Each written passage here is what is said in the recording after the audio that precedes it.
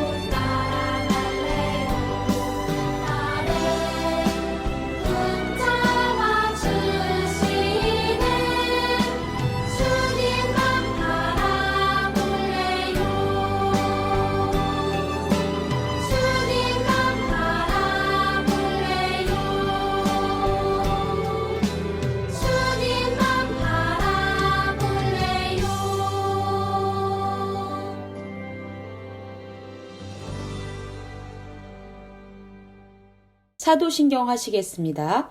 나는 전능하신 아버지 하나님, 천지의 창조주를 믿습니다. 나는 그의 유일하신 아들, 우리 주 예수 그리스도를 믿습니다. 그는 성령으로 잉태되어 동정녀 마리아에게서 나시고 본디오 빌라도에게 고난을 받아 십자가에 못 박혀 죽으시고 장사된 지 사흘 만에 죽은 자 가운데서 다시 살아나셨으며 하늘에 오르시어 전능하신 아버지 하나님 우편에 앉아 계시다가 거기로부터 살아있는 자와 죽은 자를 심판하러 오십니다. 나는 성령을 믿으며 거룩한 공교회와 성도의 교제와 죄를 용서받는 것과 몸의 부활과 영생을 믿습니다. 아멘. 기도드리겠습니다. 하나님, 오늘은 초등 1부 친구들이 예배를 드립니다. 저희들의 예배를 기쁘게 받아주세요. 저희가 찬양도 열심히 하고 설교 전해주시는 간사님 말씀에도 집중 잘할 수 있도록 도와주세요. 그리고 하나님, 요즘 코로나가 최고로 유행해서 점점 확진자들이 많이 나오고 있습니다. 빠른 시일 내에 안전해지도록 하나님께서 이끌어주세요. 마지막으로 반대편 우크라이나에서 전쟁이 나서 많은 사람들이 다치고 있습니다. 사람들이 더 이상 죽지 않고 전쟁이 끝날 수 있도록 주님께서 도와주세요. 감사드리며 예수님 이름으로 기도드렸습니다. 아멘. 오늘의 말씀은 창세기 25장 22절에서 26절, 창세기 27장 25절에서 30절 말씀입니다. 초등 1부 친구들도 함께 따라 읽어보아요. 그 아들들이 그의 태 속에서 서로 싸우는지라. 그가 이르되 이럴 경우에는 내가 어찌할꼬 하고 가서 여호와께 묻자오되 여호와께서 그에게 이르시되 두 국민이 내 태중에 있구나. 두 민족이 내 복중에서부터 나누이리라. 이 족속이 저 족속보다 강하겠고 큰 자가 어린 자를 섬기리라 하셨더라.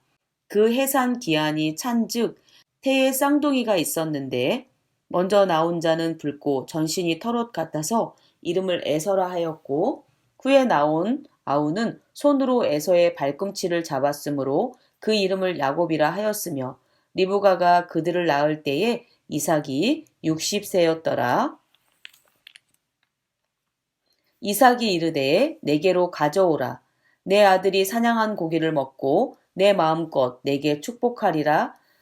야곱이 그에게로 가져가매 그가 먹고 또 포도주를 가져가매 그가 마시고 그의 아버지 이삭이 그에게 이르되 내 아들아 가까이 와서 내게 입맞추라. 그가 가까이 가서 그에게 입맞추니 아버지가 그의 옷에 향치를 맡고 그에게 축복하여 이르되 내 아들의 향치는 여호와께서 복주신 밭의 향치로다. 하나님은 하늘의 이슬과 땅의 기름짐이며 풍성한 곡식과 포도주를 내게 주시기를 원하노라. 만민이 너를 섬기고 열국이 내게 굴복하리니 내가 형제들의 주가 되고 내 어머니의 아들들이 내게 굴복하며 너를 저주하는 자는 저주를 받고 너를 축복하는 자는 복을 받기를 원하노라. 이삭이 야곱에게 축복하기를 마침에 야곱이 그의 아버지 이삭 앞에서 나가자 곧 그의 형 에서가 사냥하여 돌아온지라. 아멘. 초등1부 친구들 안녕하세요. 잘 지내고 있었나요? 오늘은 자격 요건에 미달되었습니다 라는 제목으로 하나님의 말씀을 들을 거예요. 읽을 말씀은 창세기 25장 22절에서 26절, 27장 25절에서 30절 말씀입니다. 여러분, 우리나라에서 대통령이나 국회의원이 되려면 어떻게 해야 될까요? 맞아요. 투표를 통해서 국민들의 선택을 받아야 하는데요. 여러분이 학급 회장을 선발하기 위해 투표를 하는 것처럼 어른들은 나라의 지도자들을 선발하기 위해 투표를 해요. 그런데 국무총리나 장관이 되는 방법은 조금 다른데요. 국무총리나 장관이 되기 위해서는 청문회라는 과정을 통과해야 해요. 청문회는 한 사람이 중요한 공직에 오를 충분한 자격이 있는지 확인하는 시간이에요.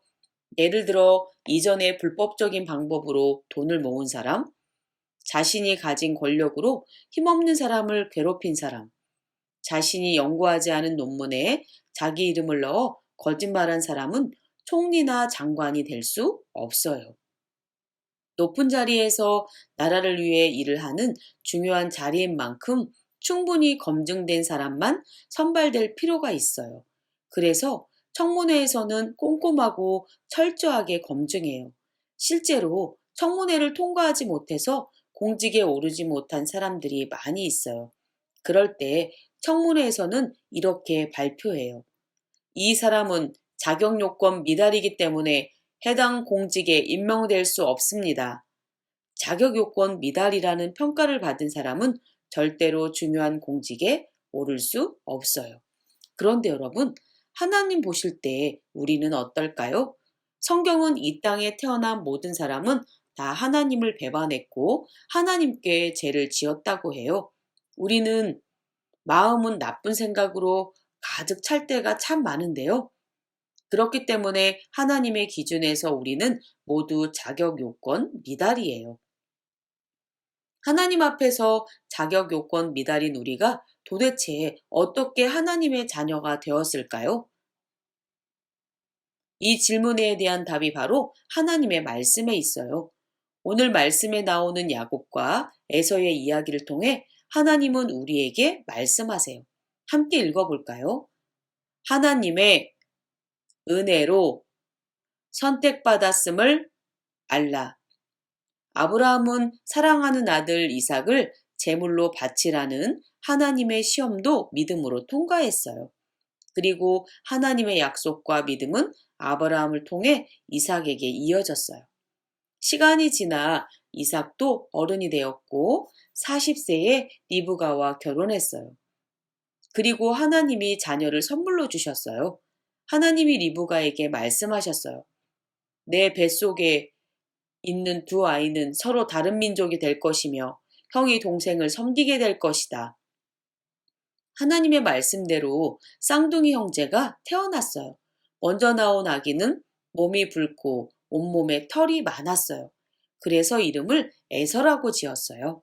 나중에 태어난 아기는 형의 발꿈치를 붙잡고 있었어요. 그래서 이름을 야곱이라고 지었어요.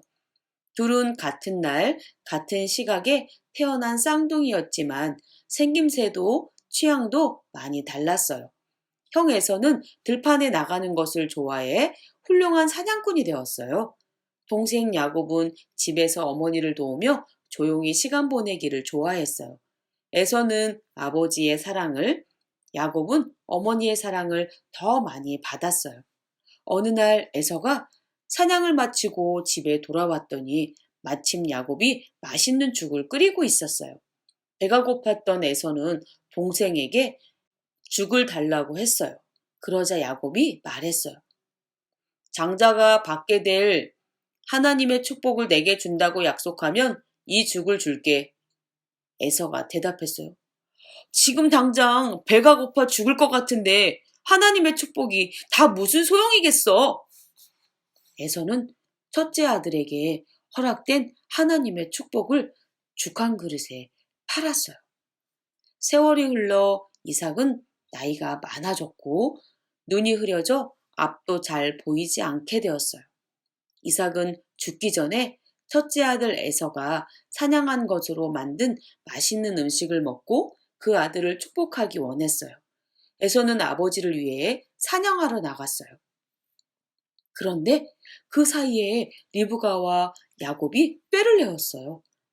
야곱은 몸에 염소 가죽을 두르고 에서의 옷을 입어서 마치 에서인 것처럼 분장하고 아버지에게 갔어요. 야곱은 형의 목소리를 흉내내며 말했어요. 아버지, 맏아들 에서입니다. 말씀하신 대로 사냥한 짐승으로 음식을 만들었습니다. 맛있게 드시고 저를 많이 축복해 주세요. 이삭은 에서의 목소리가 평소와 조금 다르다고 잠시 의심했지만 손에 있는 털을 만져보고는 더 이상 의심하지 않았어요. 그래서 이삭은 첫째 아들이 받는 하나님의 축복을 에서가 아닌 야곱에게 주었어요. 나중에 에서가 사냥을 마치고 돌아왔을 때 이삭은 자신이 야곱에게 속은 것을 알게 되었어요. 에서는 화를 내고 슬피 울며 소리쳤지만 에서가 아버지를 통해 받을 복은 남아있지 않았어요. 여러분, 에서와 야곱은 정말 이상한 형제 아닌가요? 우리나라에는 서로를 위해 밤중에 볕단을 가져다주는 의좋은 형제가 있는데 에서와 야곱은 그와는 정반대인 형제인 것 같아요. 사실 에서와 야곱은 둘 다 하나님의 축복을 받을 자격이 없는 사람이에요. 에서는 하나님의 축복을 죽 한 그릇에 팔아버릴 정도로 어리석었어요. 하나님의 복을 소홀히 여긴다면 하나님의 복을 받을 자격이 없어요. 그럼 동생 야곱은 어떨까요? 야곱은 형과 아버지를 속여서 하나님의 축복을 받았어요. 거짓말을 하고 도둑질을 하는 사람은 하나님의 복을 받을 자격이 없어요. 따라서 에서와 야곱은 모두 자격 요건 미달이에요. 그럼에도 불구하고 하나님은 약속을 이을 사람으로 야곱을 선택하셨어요. 둘이 비교했을 때 그나마 야곱이 괜찮기 때문일까요? 그렇지 않아요. 하나님은 자격과 상관없이 야곱을 선택하셨어요. 자격과 상관없이 하나님이 선택하시는 건 그것을 우리는 은혜라고 하는데요. 하나님은 은혜로 야곱을 선택하셨고 야곱은 하나님의 은혜로 약속을 이을 자녀가 되었어요. 에베소서 2장 8절은 말해요. 너희는 그 은혜에 의하여 믿음으로 말미암아 구원을 받았으니 이것은 너희에게서 난 것이 아니요 하나님의 선물이라. 우리의 구원도 마찬가지예요. 우리가 구원받은 하나님의 자녀가 된 것은 우리에게 그럴 만한 자격이 있기 때문이 결코 아니에요. 에서와 야곱처럼 우리도 하나님 앞에서 자격 요건 미달이에요. 그런데도 하나님은 우리에게 믿음을 주시고 그 믿음으로 구원받게 하셨어요. 자격과 상관없이 하나님이 우리를 선택하신 거예요. 그것을 뭐라고 부르죠? 맞아요. 바로 은혜예요. 자격 없는 야곱도 자격 없는 우리도 오직 하나님의 은혜로 선택받았다는 놀라운 사실을 잊지 마세요. 이 진리를 마음에 새기며 저를 따라 큰 소리로 외쳐보세요. 하나님의 은혜로 선택받았음을 알라. 그럼 우리 두 손 모아서 기도해 볼까요? 하나님 아버지, 감사합니다. 저희에게 자격 없다는 것을 이미도 하나님은 알고 계셨고 저희를 은혜로 선택해 주셨습니다. 이 놀라운 사실을 우리 초등일부 친구들이 잊지 않도록 하나님 도와주세요. 우리 선생님들과 우리 친구들을 하나님께서 일주일간도 건강하게 지켜주시고 보호해 주세요. 감사드리며 예수님의 이름으로 기도했습니다. 아멘. 주기도문 하시겠습니다. 하늘에 계신 우리 아버지, 아버지의 이름을 거룩하게 하시며 아버지의 나라가 오게 하시며 아버지의 뜻이 하늘에서와 같이 땅에서도 이루어지게 하소서. 오늘 우리에게 일용할 양식을 주시고 우리가 우리에게 잘못한 사람을 용서하여 준 것 같이 우리 죄를 용서하여 주시고 우리를 시험에 빠지지 않게 하시고 악에서 구하소서.